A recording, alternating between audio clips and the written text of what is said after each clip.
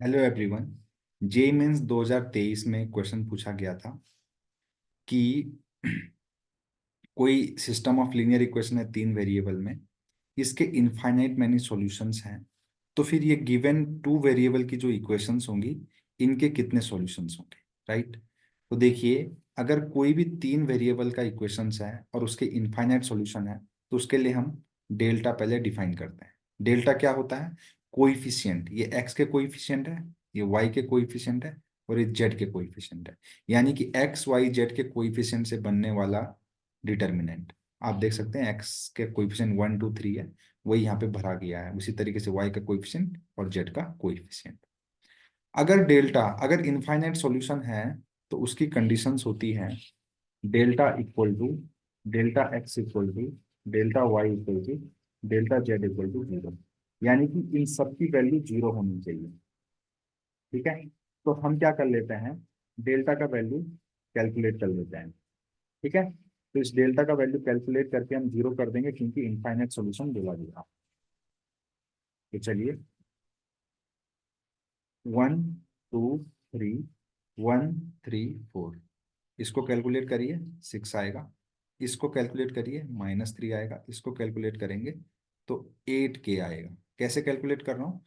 3 2 जा 6, 1 × -1 × 3, मतलब इस डायगोनल के एलिमेंट को मल्टीप्लाई कर रहा हूँ और ऐड करते जा रहा हूँ। तो यहाँ पे देखिए, 2 2 जा 4, यहाँ से आएगा -4, और यहाँ से आएगा 9K। तो ये आया, माइनस करूंगा, इस वाले डायगोनल के एलिमेंट को मैं माइनस करूंगा। यहाँ से आएगा 2 2 जा 4, यहाँ से आएगा -4, और यहाँ से आएगा 9K प्लस 9K। इसको 0 के बराबर करना होगा मुझे। तो इसको अगर मैं 0 के बराबर कर दूंगा, तो आप देख सकते हैं ये तो कैंसिल हो गया। यहाँ से ये कैंसिल होके यहाँ पे 3 बचेगा, और 8K -9K, तो -K बचेगा। तो कुल मिलाकर अगर आप इसको सॉल्व करेंगे, तो यहाँ से आपको मिल जाएगा, यहाँ से आपको मिलेगा K = 3। क्या मिलेगा? K = 3। ठीक है। K = 3 आप ध्यान रखेंगे, तो मैं यहाँ पे लिख ले रहा हूँ K = 3 आ गया है, कि जब डिटर्मिनेंट का वैल्यू 0 हो गया। अब आप एक काम कीजिए, डेल्टा एक्स डेल्टा वाई और डेल्टा जेड में K की जगह 3 रखिए। तो यहाँ पे 3 रख लेते हैं, 3 3। और अभी देखिए, डेल्टा एक्स कैसे लिखना होता है? डेल्टा एक्स, एक्स अगर लिख रहे हैं तो एक्स के कोइफिशिएंट को हटाकर उसकी जगह पर इस वैल्यू को रखते हैं, 2 1K। तो मैंने 2 1K लिखा था, K की जगह पर 3 रख दिया। डेल्टा वाई कैसे लिखते हैं? वाई की वैल्यू को, वाई वाले डिटर्मिनेंट में वाई की वैल्यू की जगह पर मैं इन वैल्यूज को पुट कर दूंगा, 2 1K, 2 1, और K की जगह 3 रख दूंगा। बाकी वैल्यू को एज इट इज रखूंगा। उसी तरीके से डेल्टा जेड को भी मैं लिख लूंगा। तो यहाँ पे K की वैल्यू 2 1K मुझे सब्स्टिट्यूट करना है यहाँ पे, तो 2 1 3 आ गया। अगर आप इन तीनों को कैलकुलेट करके देखेंगे, तो इनकी वैल्यू आएगी 0। तो क्योंकि इसने बोला था इसके इनफाइनाइट मैनी सॉल्यूशंस हैं, तो यहाँ से K की वैल्यू आ गई 3। अब K की वैल्यू को आप यहाँ पे पुट करो। K की वैल्यू को अगर आप यहाँ पे पुट करोगे, तो K = 3 यहाँ पे पुट करोगे, तो K की जगह 3 पुट करो, यहाँ पे भी 3 पुट करो, यहाँ पे भी 3 पुट करो, यहाँ पे भी 3 पुट, और 2 × 3 करो। तो ये कुछ हो जाएगा 4x + 6 - 1 5y = 7। सेकेंड में देखिए, ये हो जाएगा 2 3 जा 6 + 1 7x + 8y = 10। इसको सॉल्व करेंगे तो देखिए, ऊपर मुझे करना पड़ेगा 7 से इंटू, नीचे करना पड़ेगा 4 से इंटू। तो 7 × 4 = 28, 28, और माइनस कर देंगे इसको। ठीक है, माइनस कर देंगे, तो यहाँ पे तो 0 आएगा। 7 × 5 = 35, 8 × 32, यानी कि 3y। 10 × 40, 7 × 7 = 50, यहाँ पे आएगा 9। तो यहाँ से मुझे y की वैल्यू मिलने वाली है।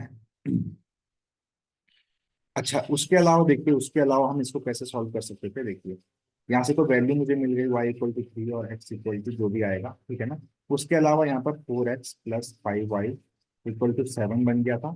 7x + 8y = 10। इसको सॉल्व करने का तरीका है, देखिए, अगर a1/a2 is not equal to b1/b2, तो होता है यूनिक सॉल्यूशन। हमने क्लास 10th में पढ़ा होगा ये, है ना। और अगर होता है A1/A2 = B1/B2 = C1/C2, तो होते हैं इनफाइनाइट सॉल्यूशन। और अगर होता है A1/A2 = B1/B2 तो होता है नो सॉल्यूशन। तो देखिए हमें सॉल्व करने की भी जरूरत नहीं थी। आप यहाँ पे देख सकते हैं 4/7 और 5/8 दोनों ही बराबर नहीं है, तो इसका मतलब यहाँ से आने वाला है यूनिक सॉल्यूशन। ठीक है ना। अब यहाँ पर क्योंकि यूनिक सॉल्यूशन में दो ऑप्शन थे, तो हमें वैल्यू तो निकालनी ही थी। तो y = 3 जब आप यहाँ पे रखेंगे, 5×3 = 15, उधर जाके हो जाएगा -8, तो यहाँ से x आएगा -2। ठीक है। तो अब देखिए उन्होंने थोड़ा सा और दिमाग लगाया कि कोई इतना इजीली कैलकुलेट ना कर सके, तो उन्होंने इस तरीके से कर दिया। अब आप देख सकते हैं x + y आ रहा है 1। देख सकते हैं x की जगह आप -2 रखो, y की जगह 3 रखो, तो 1 ही तो आ रहा है। तो इसलिए हमारा option number D correct answer हो जाएगा। अगर आपको सॉल्यूशन अच्छा लगे तो प्लीज़ चैनल को लाइक, शेयर और सब्सक्राइब करना बिल्कुल ना भूलें। Thank you very much.